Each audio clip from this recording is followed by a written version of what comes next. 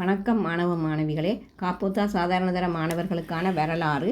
அதில் நாங்கள் 2024 2025 கடைசியாக நடைபெற்ற காப்போத்தா சாதாரணதர பரீட்சையில் இலங்கப்படம் குறித்தல் பாஸ் பேப்பரில் வந்த இலங்கப்படம் தான் இன்றைக்கு போட்டிருக்கிறேன். நீங்கள் இலங்கப்படத்தை குறிக்கின்ற போது அங்கே அவதானிக்க வேண்டிய முக்கியமான விடயங்கள் அந்த குறிப்பிட்ட பகுதிக்கு தான் இந்த இலங்கப்படம் குறித்தல் வரும்.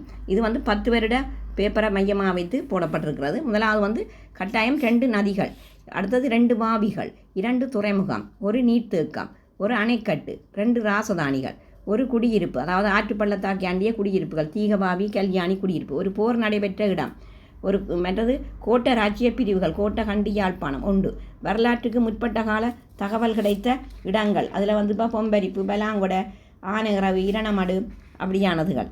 அதே போல் வரலாற்றுக்கு முற்பட்ட கால மக்கள் வாழ்ந்த வெட்டவழி குகைகள், போன வருஷம் மினிகாகல் கந்தாண்டு வந்திருக்கிறது.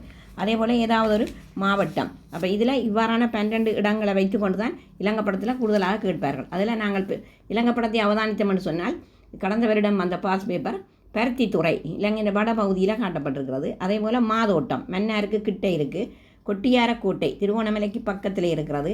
அதே போல் குருளுவாவி யானோயாவை மறித்து கட்டப்பட்டிருக்கு குருளுவாவி. மகாவலி கங்கையினுடைய மேற்கு பக்கத்தில் இருக்கிறது மின்னேரியா வாவி. அதே போல் மகாவலி கங்கையில் 2 நீர்த்தேக்கத்தில் ஒன்று தந்திருக்கிறோம் ரந்தனிகளை நீர்த்தேக்கம், அதில் குறித்து காட்டப்பட்டிருக்கு. அதுக்கு பக்கத்தில் தான் விக்டோரியா நீர்த்தேக்கம் வரும். மற்றது மகாவலி கங்கை இந்த உச்சி பகுதியில் கண்டி, அதனுடைய பழைய பேர் செங்கடகலை. அதே போல் கழனி கங்கை பக்கத்தில் சீதாவாக்கி அமைந்திருக்கு. அதே போல் இங்கால வளவகங்கை தந்திருக்கணும். வளவகங்கை இலங்கையின் தென் பகுதியில் காட்டப்பட்டிருக்கிறது.